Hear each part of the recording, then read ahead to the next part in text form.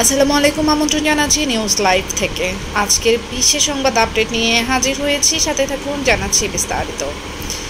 ঢাকা দক্ষিণ সিটি কর্পোরেশনের জ্বালানি খরচে অনিয়মের প্রমাণ পেয়েছে দুদক। ঢাকা দক্ষিণ সিটি কর্পোরেশন ডিএসসিসি গাড়ির জ্বালানির ভুয়া খরচ দেখিয়ে কোটি টাকা আত্মসাতের অভিযোগের প্রাথমিক সত্যতা পেয়েছে দুর্নীতি দমন কমিশন দুদক।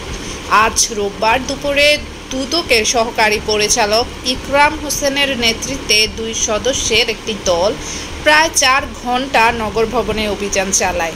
এই সময় তারা নথিপত্র জব্দ করে এবং গাড়ি চালকদের জিজ্ঞাসাবাদ করে। দুদক সূত্র জানায়, জব্দ করা নথি ও জিজ্ঞাসাবাদে গাড়ির জ্বালানি বিলে অনিয়মের প্রমাণ মিলেছে। এই দুর্নীতিতে গাড়ি চালক থেকে শুরু করে ঊর্ধ্বতন কর্মকর্তারা জড়িত বলে প্রাথমিকভাবে নিশ্চিত হওয়া গেছে। দুদকের সহকারী পরিচালক ইকরাম হোসেন বলেন, নগর ভবন 40 দিন বন্ধ, তবুও কোটি টাকার তেল খরচ শীর্ষক একটি প্রতিবেদন প্রকাশিত হওয়ার পর অভিযান চালানো হয়। অভিযানের প্রাথমিক সত্যতা পাওয়া গেছে এবং এ বিষয়ে বিস্তারিত প্রতিবেদন কমিশনে জমা দেওয়া হয়েছে। এইদিকে দুদকের অভিযানের বিষয়ে ডিএসসিসির এক ঊর্ধ্বতন কর্মকর্তা বলেন, দুদক অভিযান চালিয়ে অনেকগুলো নথি নিয়ে গেছে।